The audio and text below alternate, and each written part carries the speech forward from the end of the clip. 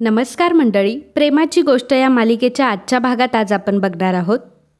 इंद्राने आणि सागरने सावनीला दारातच उभं केलेलं असतं. सावनी सागरला रिक्वेस्ट करत असते की प्लीज सागर या पेपर्सवर सह्या कर ना.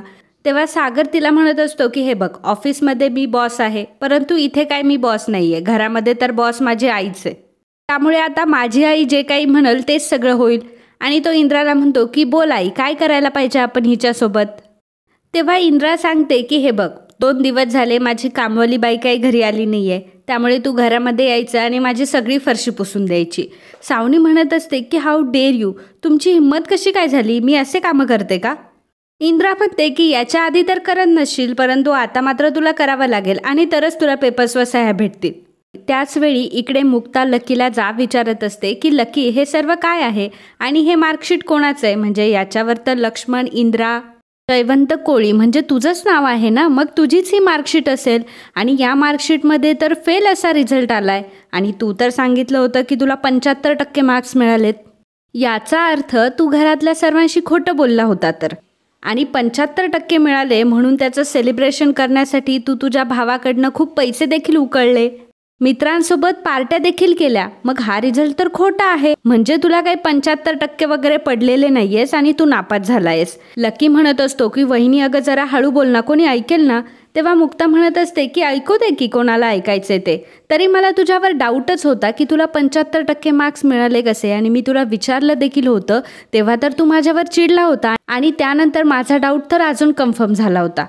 याचा अर्थ घरातल्यांच्या डोळ्यात फक्त तू धूळ फेकायचं काम करतोयस. इकडे मात्र सावनी साडीचा पदर खोचून मस्तपैकी फरशी पुसत असते आणि तिला बघून इंद्रा आणि सागर मात्र तिची मजा घेत असतात.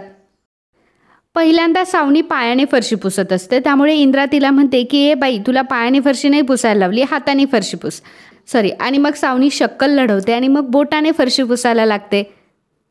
तेव्हा इंद्रा पुन्हा तिच्यावर ओरडते आणि म्हणते की तुला काही नखं दाखवायला नाही सांगितले, मस्त हाताने रग लावून फरशी पुस. सावनीला सुद्धा आता इंद्राचं ऐकण्याशिवाय दुसरा कुठलाही पर्याय नसतो, कारण तिला त्या पेपर्सवर सह्या हव्या असतात.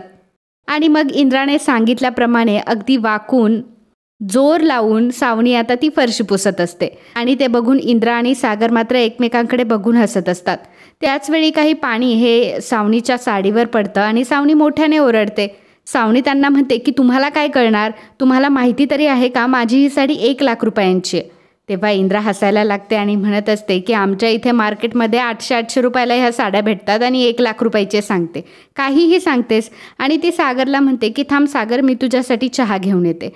आता सागरला चहा बनवून इंद्रा तिथे आलेली असते आणि मुद्दामच सावनी जिथे फरशी पुसत असते तिथे मुद्दाम ती चहा सांडवते आणि म्हणते की बाई अगं, माझ्याकडनं चुकून सांडला गेला गं, आता एवढं पण पुसून टाक. सावनीला हे कळत असतं की जे काही होतंय ते मुद्दाम होतंय, मला खाली दाखवण्यासाठी केलं जातंय आणि तिची दोघंही मज्जा घेत असतात हेही तिला समजत असतं. परंतु आता शेवटी ते काम करण्याचं सोडून तिच्याकडे दुसरा कुठला पर्यायही नसतो. सागर इंद्राला म्हणत असतो की आई, तुला आठवतंय एकदा तू आजारी होती आणि आपल्या घरी पाहुणे आले होते, तेव्हा सावनीने त्यांच्यासाठी स्वयंपाक केला नव्हता आणि मग तू आजारी असताना सुद्धा तू त्यांच्यासाठी स्वयंपाक बनवला होता, घरातली कामं केली होती. आणि सावनी आज काय करते तर घरातली फरशी पुसते. सावनीला मात्र हे ऐकून प्रचंड राग येत असतो, परंतु राग व्यक्त करण्याचं सोडून ती दुसरं काहीच करू शकत नसते. इंद्रा आणि सागर तिला टोमणे मारायचा एकही चान्स सोडत नसतात आणि दोघंही हसत असतात. इंद्रा सावनीला म्हणत असते की जसा तुझा चेहरा तू रोज जपतेस ना, जसा तुझ्या चेहऱ्याचा मेकअप करतेस, तसं अगदी प्रेमाने माझ्या घरची फरशी पुस. सावनीने सगळी फरशी पुसलेली असते आणि आता ती सागरला म्हणते की हे बघ सागर, आता मी सगळी फरशी पुसली आहे, सगळं घर अगदी व्यवस्थित केलं आहे, त्यामुळे आता तू प्लीज पटकन ह्या पेपर्सवर सह्या कर. तेव्हा सागर सावनीला म्हणतो की अगं सावनी, शेवटी मी कोण आहे तुला माहिती आहे ना, द सागर कोळी आहे मी, आणि पेपर वाचल्याशिवाय मी कधी सह्या करतो का. आणि तू सावनी आहेस हेही मला माहिती आहे. तू दिलेल्या पेपर्सवर मी अशा न बघता सह्या करेल असं कसं काय वाटलं तुला. त्यामुळे हे पेपर्स वाचायला मला जरा थोडासा टाईम लागेल. जेव्हा माझे हे पेपर्स वाचून होतील तेव्हा मी तुला पेपर्सवर सह्या करून देईल आणि मग तू आता मला ऑफिसमध्येच भेट. सावनी म्हणत असते की अरे सागर, तू म्हटला म्हणून मी फरशीसुद्धा पुसून दिली ना. तेव्हा सागर म्हणतो की मग काय झालं, तुला पेपर्सवर सह्या हव्यात ना, तू मला आता डायरेक्ट ऑफिसमध्येच येऊन भेट. सावनीची सगळी मेहनत फुकट गेलेली असते. सागरने तर तिला काही सह्या दिलेल्या नसतात, त्यामुळे सावनी आता रागारागाने तिथून निघून गेलेली असते. तर मुक्ता इकडे लकीला खूप ओरडत असते आणि लकीला म्हणत असते की तू सगळ्या घरच्यांसोबत धोका केलायस, त्यामुळे आता 24 तासांची मी तुला मुदत देतीये. जर घरच्यांना तू तुझा खरा रिझल्ट सांगितला नाही, जर तू घरच्यांना सांगितलं नाही की तू नापास झाला होता, तर मात्र मी सगळ्यांसमोर हे तुझं सत्य आणेल आणि सगळ्यांना सांगेल की तू नापास झाला होता. त्यामुळे तुझं तूच ठरव की तुला खरं बोलायचं आहे की मी सांगू.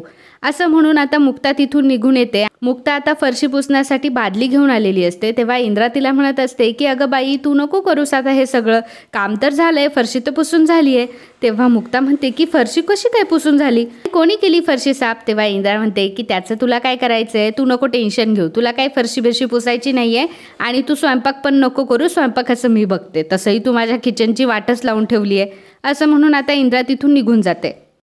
इकडे लकीला मात्र फार टेन्शन आलेलं असतं आणि त्याने त्याच्या मित्राला बोलवलेलं असतं. त्याच्या मित्राला तो म्हणत असतो की अरे माझा MBAचा रिझल्ट हा फेल आलाय, ही गोष्ट नेमकी माझ्या वहिनीला समजली आहे आणि माझ्या वहिनीने मला धमकी दिली आहे की 24 तासांमध्ये जर मी हा रिझल्ट माझ्या घरी सांगितला नाही तर ती मात्र घरी सगळ्यांनाच खरं काय आहे ते सांगणार आहे. माझी तर वाट लागणार आहे, दादूस तर मला काही सोडणारच नाही. आणि मग त्याच वेळी लकीला एक आयडिया सुचते आणि तो त्याच्या मित्राचा वापर करून घेतो.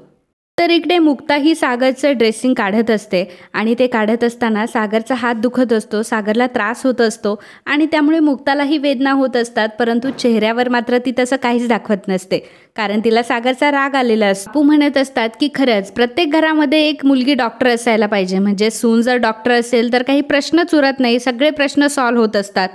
इंद्रा मुक्ताला म्हणत असते की अगं सुनबाई, जरा हळूहळू कर ना, माझ्या पोराला किती दुखतंय.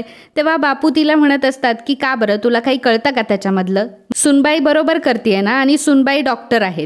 तेव्हा इंद्रा म्हणत असते की हो, ती डॉक्टर आहे पण दातांची डॉक्टर आहे. बापू तिला म्हणत असतात की अगं मग काय झालं, दातांची डॉक्टर असली म्हणून, डॉक्टर तर आहेच ना.